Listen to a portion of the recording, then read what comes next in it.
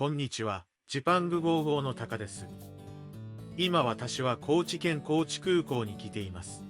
今回は高知県の絶対行きたい観光スポットやグルメをたっぷりご紹介します。このチャンネルはホテル紹介を中心に日本の魅力をご紹介しています。少しでも楽しんでいただけたらチャンネル登録していただけると嬉しいです。それでは早速向かいたいと思います。高知県は羽田空港から飛行機で1時間30分ほどです。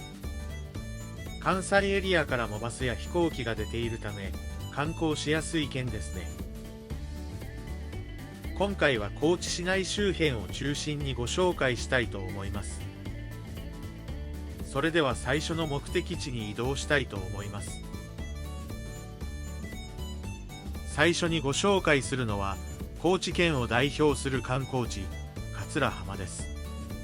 高知空港から車で25分ほどです。桂浜を見学する場合は駐車料金が400円かかるので注意が必要です。綺麗な海岸と坂本龍馬像があることで有名です。坂本龍馬は日本人なら多くの方が知っていると思います。江戸時代の終わりに藩と呼ばれる小国を超えた大きな国を提唱し、当時仲の悪かった薩摩藩と長州藩の同盟を仲介したことは有名な話です。桂浜からは太平洋を一望できます。坂本龍馬像をはじめ商業施設や水族館などもあります。こちらが有名な坂本龍馬像です。想像よりもかなり大きいですね。龍馬は諸外国との貿易のため海援隊を組織するなど国際的な視点を持った人物でした。像の前には海が広がり、遠い異国の地を今も見ています。桂浜は海岸線まで歩けるようになっています。遊泳禁止なので眺めることだけできます。海は澄んでいてとても綺麗です。海岸線は歩いたら10分ほどで端まで歩けます。話は変わりますが、高知県は四国エリアの一番南に位置しています。気候は黒潮の影響もあり、温暖です。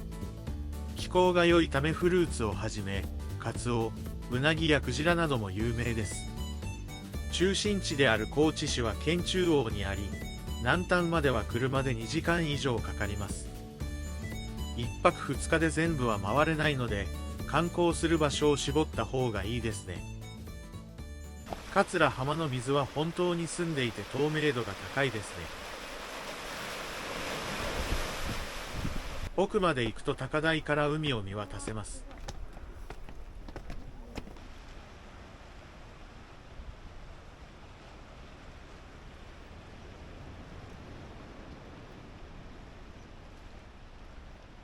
上からでも透明度がわかりますね。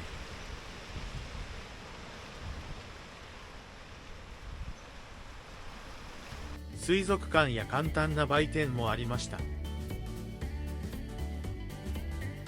海の手前には商業エリアが集まった場所もあります。お土産店や飲食店が何店舗か入っています。お土産店はかなり充実していて、様々な名産品が売っていますね。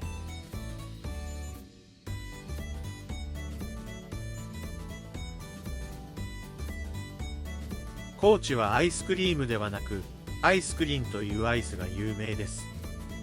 クリームではなくシャーベットのようなアイスだそうです。昔から親しまれているそうです。調味料やスナック菓子も多いので立ち寄ってみてください。お土産店の前にも商店が入っています。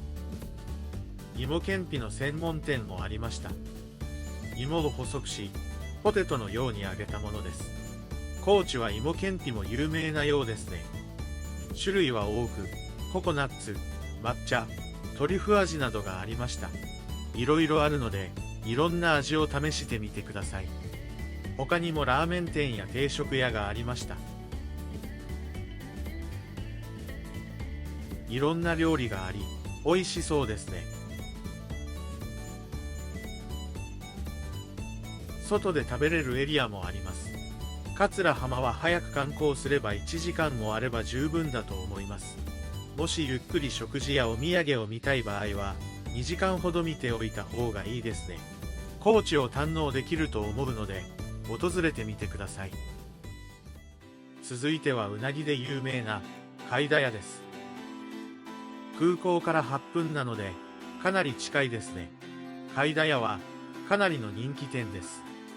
店内で食べる場合は予約できず、並ばないといけません。開店前はお店の前に名前を記入する受付表が置いてあり、そこに記載します。開店が11時からなのですが、すぐに受付が締め切りになります。早い人は朝の7時頃から名前を書きに来るそうです。注文が入ってから焼くので、うなぎが出るまで50分以上かかります。店内で食べようと思うと、半日は潰れてしまいますね。今回私はテイクアウトにしました。テイクアウトは1週間前から予約が可能です。当日ではなく、事前に予約することをお勧めします。食べる場所がなかったので、車内で食べることにしました。うなぎの値段はこんな感じです。私は上弁当の3800円にしました。こちらがうな重です。とても美味しそうですね。お弁当ですが、かなり熱々です。うなぎは外がパリパリで、中がふわっとしていて、とても美味しいです。関東の私は、ふわっとした焼き方に慣れているのですが、これはこれでとても美味しいですね。お弁当で、このクオリティはすごいと思います。テイクアウトの場合はすぐに受け取れます。時間を節約する場合は、テイクアウトでもいいですが、一度は店内でも食べてみたいですね。高知市内の有名なうなぎ屋さんも紹介します。うなぎ屋源内です。こちらはランチ営業であれば店内で食べれます。曜日にもよりますが、開店30分前から並べば、開店と同時に店内へ入れると思います。夜はテイクアウトのみです。今回もテイクアウトで注文しました。こちらも身が引き締まっていて、とても美味しかったです。私は海田屋も源田屋も、どちらも美味しかったので、かなりおすすめです。ぜひ高知に来た際は食べてみてください。続いて高知市内に移動し、高知城をご紹介します。空港からもバスが出ており、市内まで30分ほどなので、アクセスしやすいですね。市内の中心部にあり、高知市民を見守っています。高知城は関ヶ原の戦い以降、山内一豊によって築城されました。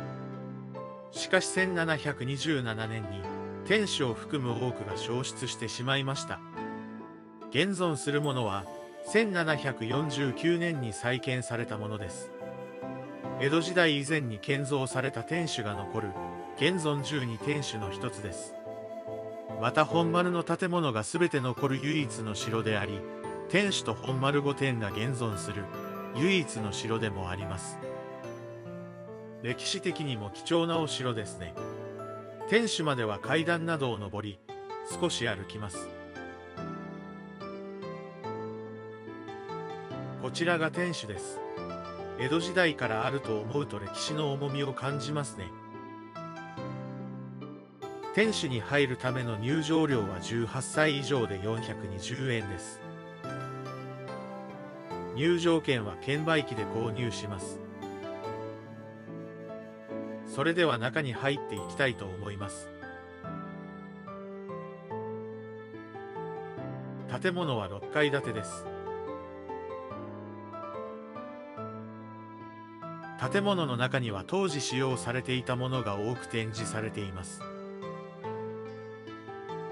部屋の説明などもあり、わかりやすいですね。説明文は英語表記もありました。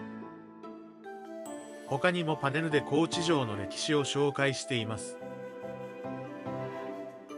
お城なので、防御のための仕掛けも多いですね。窓から城門も狙えるようになっています。おお城も防御しやすいように効率的に作られています。模型や人形などもあり、説明が書かれていました。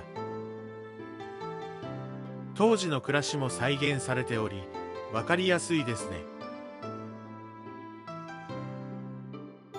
龍馬が着ていた着物や山内和豊の陣羽織のレプリカも飾ってありました。陣羽織は戦の時に着るものです。こちらが天守の最上階、6階です。景色が壮観ですね。高知市内を一望することができます。入ってきた入り口も見えますね。最上階は周りを一周することができます。自分の好きな景色が見える位置を見つけてみるのもいいですね。お城の周りはお堀で水が張っていました。鯉も泳いでいますね。近くには高知城歴史博物館もあります。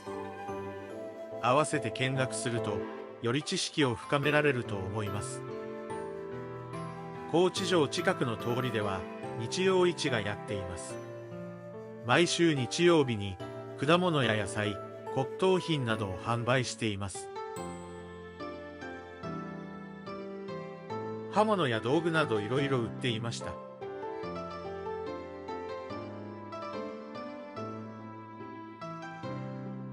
鎧も売っていましたね。果物は大きく美味しそうですね。先ほど説明したアイスクリームも売っていました。露店は閉まるのが早いようですね。私は14時過ぎに訪れたのですが、お店の多くが閉まり始めていました。来る際は早めに訪れることをお勧めします。高知城近くのおすすめスポットで外せないのは広め市場です。中には小さなお店が多く出店し、昼からお酒が飲めたり、高知の名産品などが売っています。地元の方もよく飲みに来ているようです。ここでお土産を探してみるのもいいですね。飲食店では多くの方が食事を楽しんでおり、混雑していますね。フードコートのような感じになっていました。ここで大概の高知の名産品は食べれると思います。自分の気に入ったお店を見つけてみてください。それでは私も何か食べてみたいと思います。広め市場名物の芋店があります。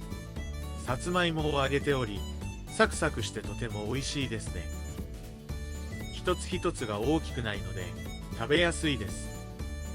ぜひ試してみてください。せっかくなので高知名物のカツオのたたきを注文しました。カツオを強火で熱した高知を代表する料理です。高知は黒潮の影響で脂が乗ったカツオがたくさん取れます。他の地域で取れるカツオよりも脂が乗っており、身が締まっているのでとても美味しいです。値段は少し高めですが、ぜひ試してみてください。お店によっては焼く瞬間を見せてくれるので楽しめると思います。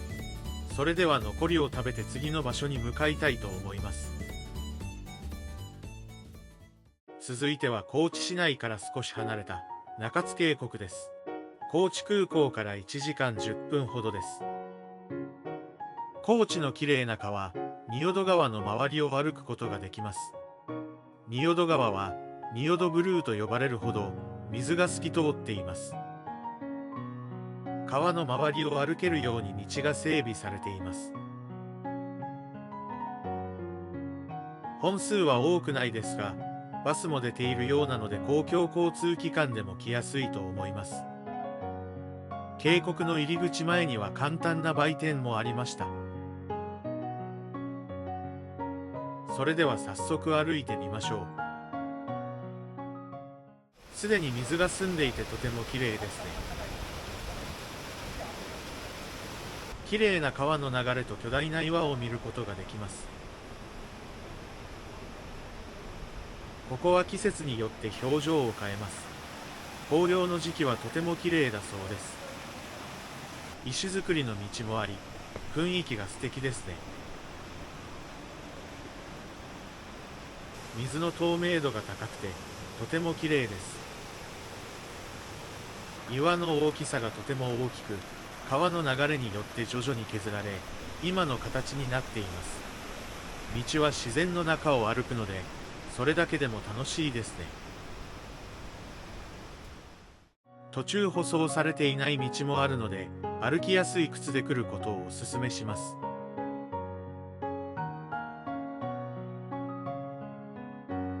綺麗な水ですね。仁淀ブルーと言われるゆえんがわかりますね。水も冷たくて気持ちがいいです。ゲームのような世界ですね。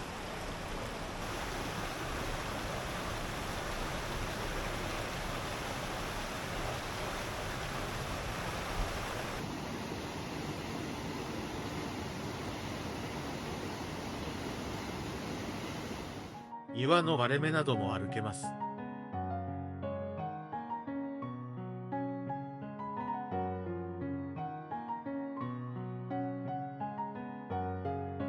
冒険している気分になれますね。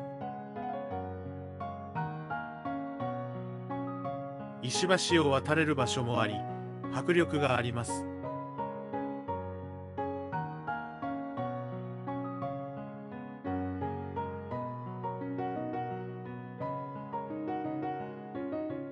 奥に進むと中津渓谷のシンボル、雨竜の滝があります。とても綺麗ですね。一本の滝になっていないのもまた綺麗です。近くには展望台もあり、山々を見ることができます。少し奥に行くと石柱と呼ばれる石の柱がありました。自然の力で作り出しているのがすごいですね。いろいろな風景を楽しめるので、ぜひ訪れてみてください。続いては高知でも有名なニコ淵をご紹介します。より綺麗な仁淀ブルーを見ることができます。高知空港からは1時間10分ほどです。先ほどの中津渓谷からも30分ほどです。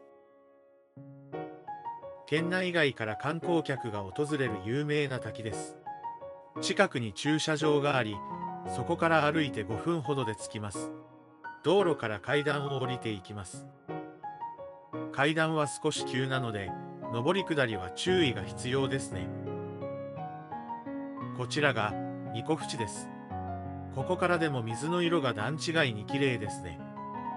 見学場所は整備されておらず、岩場から各自で見学するようになっていました。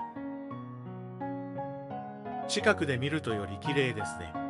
天気によって全く表情が違うそうです。午前中に訪れると日光の当たり方も綺麗だそうです。私は12時30分頃に訪れましたが、十分綺麗でしたね。ただ少し影がかかり始めていた気もします。滝の水量も結構多いですね。ここは神聖な場所とされているので、遊泳などは禁止です。